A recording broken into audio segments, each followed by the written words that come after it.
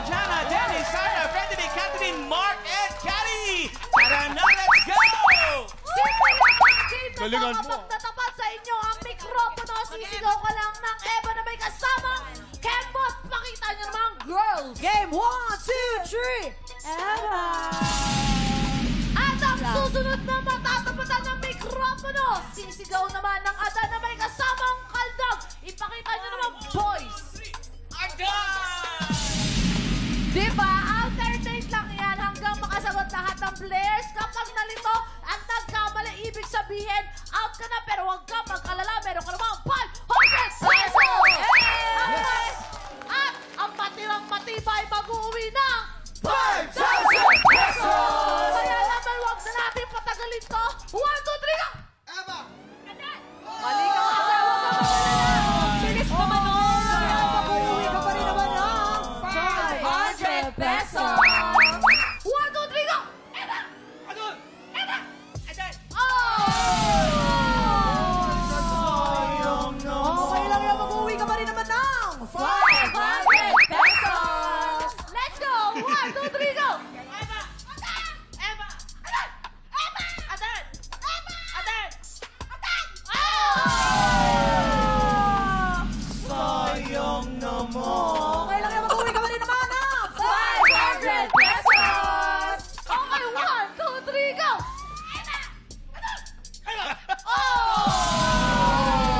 Kinabahan siya. Sayang naman. Okay lang yan, may 500 pesos na ulit. 1, 2, 3, go!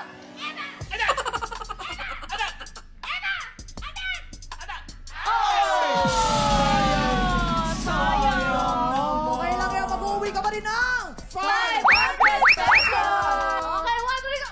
Eva! Adan! Adan! Balik ka na! Sayang naman. Okay lang yan, mag-uwi ka pa rin naman ng 500 pesos!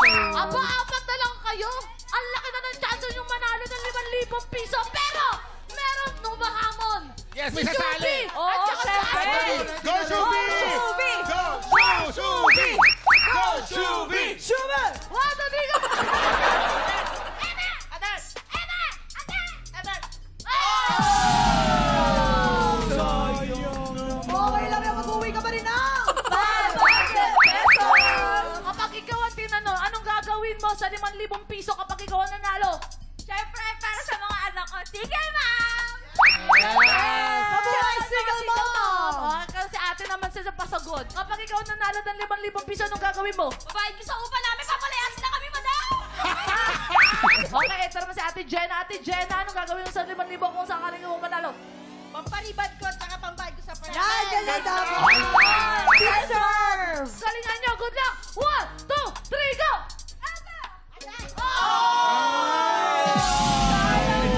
Sayang naman. Okay lang yan, Shubi. May Anthony ka naman! Kasi Anthony din, feeling Ako ba ko, pala yun? hindi niya na kailangan ng 5,000 kasi nga, mayaman siya. Sige na, go ka na lang. 1, 2, 3, go!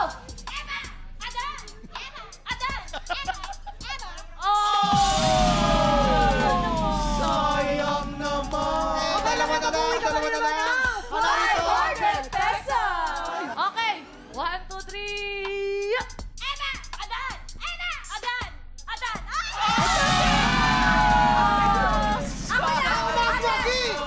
Pinalo ang Karate Girl! Siyempre si Syra May! Teka, may sinasabi si Shuvi. Ano yung Shuvi? Hindi, ako na magbibigay 5,000 sa kanya. Ay, Shubi! Ano ang gusto mo sabihin kay Shubi? Hindi kasi may utang daw siyang kailangan bayaran. Magkano ba yung bayad sa upa mo? 4-5, meron ka pa sukli 500! Maraming salamat kay Shubi at Ang bait Rata. ni Shubi. God bless Grabe you. yun. Si Syra May naman, ano naman gagawin mo sa iyong 5,000 pesos! Ako pa, may event bukas. Ano kami pagbili ako ng costume na tapos may pantaya pa ng jacket. May kawayan po Okay, quiz?